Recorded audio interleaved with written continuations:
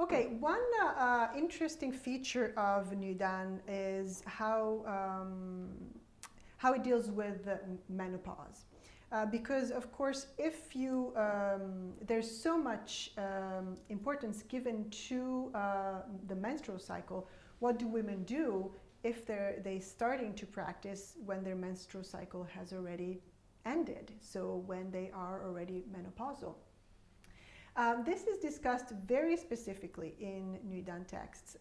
The whole cycle of a woman's, the whole biological cycle of a woman is described very specifically, from when the cycle begins at 14 to when the cycle ends at 49. These are the years, the ages that are given for the cycle, the beginning of the cycle and at the end of the cycle. Of course, each woman, varies, but.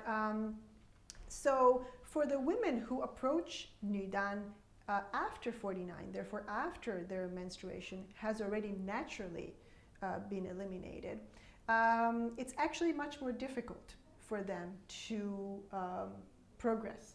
And the reason is that the energy of a woman is her blood. And so her basic energy that she's born with lies in the blood. The worst thing that can happen to a woman is actually to start menstruating at 14. So ideally, for a woman to really become an immortal, to really easily become an immortal, would be to start at 14, right when she starts menstruating, so that she doesn't lose every month the very, very important energies that she has in store. Everybody, according to Nudan, has a certain amount of energy in their bodies, and every month a woman loses it through menstruation.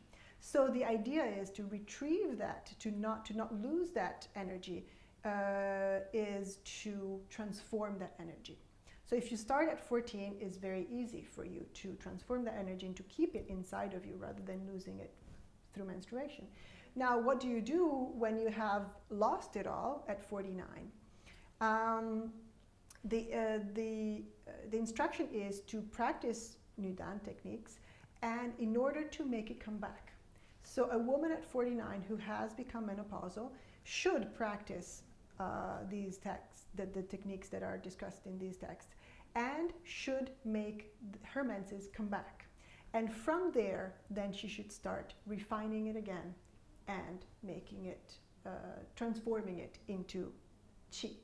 Now, I have not met any woman who had achieved that, so I cannot vouch for that.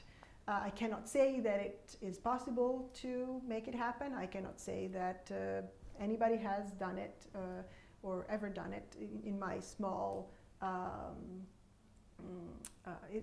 experience, in my short experience of interviewing Taoist nuns and other lay practitioners. However, I did ask this question to the Nüzi Qigong practitioner, and she did not have a specific answer in terms of what you do after you reach menopause. After you reach menopause, it's still beneficial to practice Nüzi Qigong whether or not you have your period or not. So there's no specific indication for postmenopausal women in Nüzi Qigong.